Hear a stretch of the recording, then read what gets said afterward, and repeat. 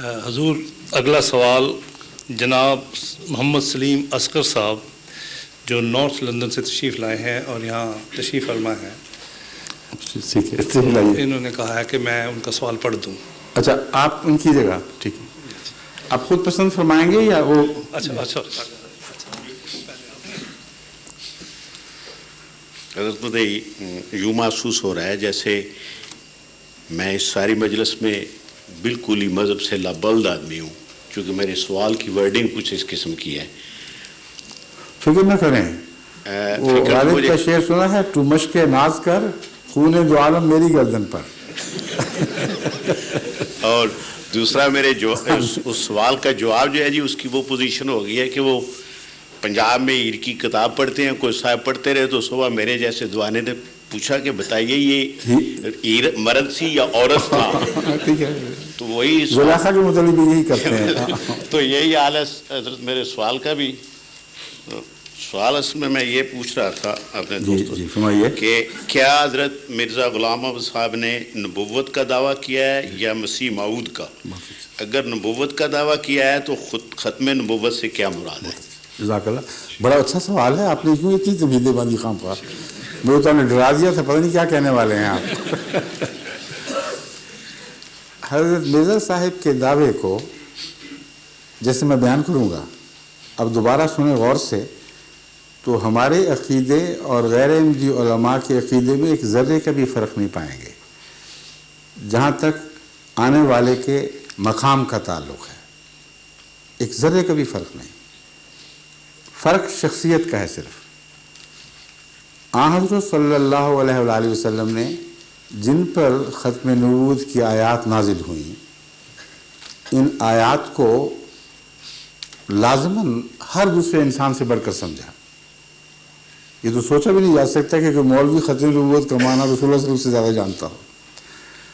اور مہدی اور مسیح کی پیشگوئی حضور اکرم صلی اللہ علیہ وسلم نے فرمائی، درست ہے یا غلط؟ اور مسیح کو نبی اللہ محمد رسول اللہ علیہ وسلم نے خود فرمایا، اور مہدی کی جو تعریف فرمائی وہ قرآن کریم میں نبیوں کی تعریف ہے۔ قرآن کریم نے نبیوں کی فہرستیں بیان کرنے کے بعد فرمایا کہ یہ وہ لوگ ہیں جن کو ہم نے امام بنایا تھا، یہدون بامرنا، وہ ایسے ائمہ تھے، وجعلناہم ائمۃ یہدون بامرنا، جو خود ہادی نہیں تھے، ہماری ہدایت لے کر آگے ہدایت دیتے تھے۔ الامام المہدی، یہ دونوں جز داخل ہیں اس میں، یعنی انبیاء ہی امام مہدی ہوا کرتے ہیں، کوئی غیر نبی امام مہدی نہیں ہو سکتا، کیونکہ امام مہدی کی شرط اللہ نے یہ بیان فرمائی، امام بھی ہم بنائیں اور ہدایت بھی ہم دیں، پھر وہ ہدایت کے اہل ہو تو وہ امام مہدی ہے، اور اسی کا نام خدا تعالیٰ نے نبوت بھی رکھا۔ پس یہ دونوں جز وہ ہیں جن کے حقیقی معنوں کے اعتبار سے علماء ہم سے اختلاف نہیں کرتے۔ مثلا آپ ان سے پوچھ کے دیکھیں کہ بتاؤ امام مہدی جو آنا تھا تم بنا کیوں نہیں لیتے خود ہی؟ ابھی تک تو آیا نہیں، تم کسی کو امام بنا لو اور اس کی ہدایت کے پیچھے چلو، امام مہدی آ جائے گا۔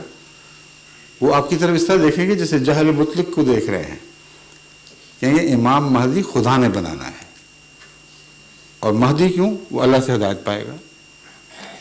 تو نبی کی اور کیا تعریف ہے؟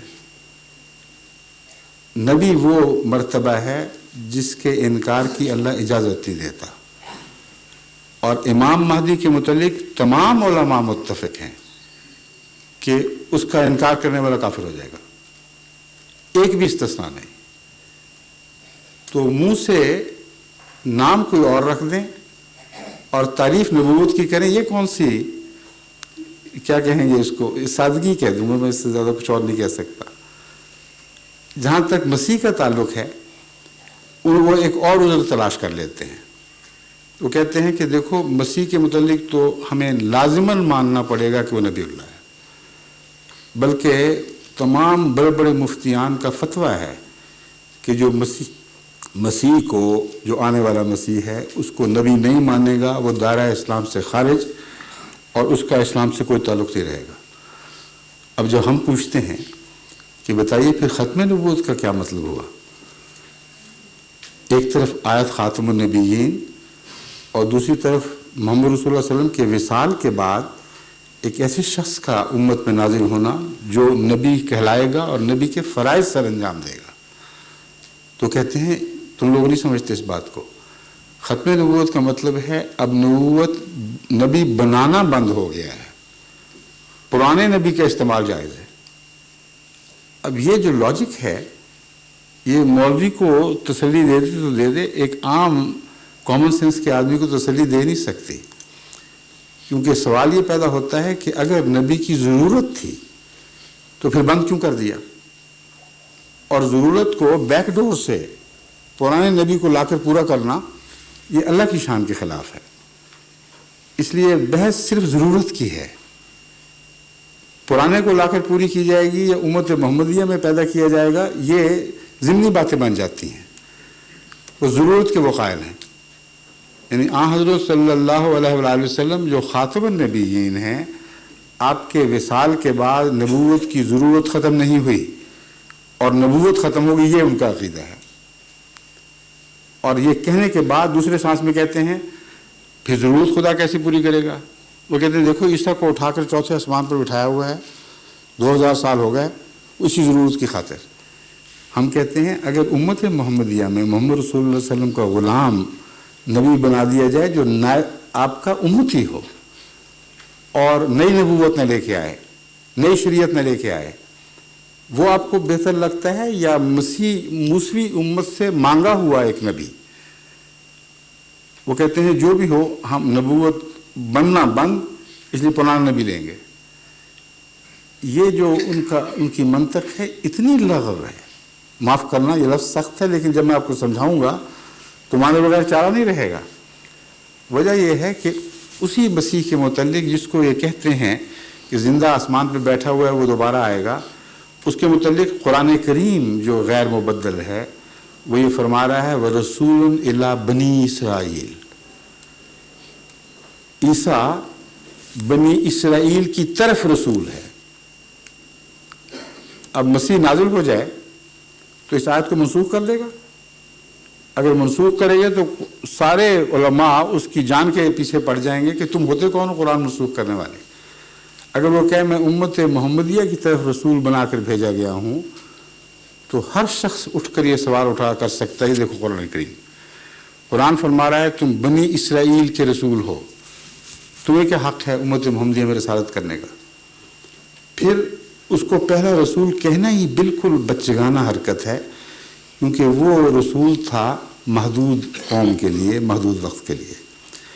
امت محمدیہ میں جس نے رسالت کرنی ہے اس کے لیے لازم ہے کہ اس کی رسالت عالمی ہو، اور جب بنی اسرائیل کے رسول کو عالمی رسول بنایا گیا تو ایک نیا رسول وجود میں آ گیا، اس کی تعریف ہی بدل گئی ساری۔ تو یہ وہ وجوہات ہیں جن کی وجہ سے میں اصرار کرتا ہوں کہ عقیدے کے لحاظ سے آیت خاتم النبیین کے نزول کے باوجود نبوت کی ضرورت کے غیر احمدی علماء بھی قائل ہیں، ہم بھی قائل ہیں۔ نبوت کی ضرورت کے مہدویت کے لحاظ سے بھی دونوں قائل ہیں اور مسیحیت کے لحاظ سے بھی دونوں قائل ہیں۔ سوال صرف یہ ہے کہ وہ پرانا رسول جو 2000 سال پہلے آسمان پر چڑھایا گیا تھا وہ اترے گا یا امت محمدیہ کے کسی روحانی فرزند کو خدا تعالیٰ یہ منصب عطا فرمائے گا؟ سمجھ گئے؟ شکریہ۔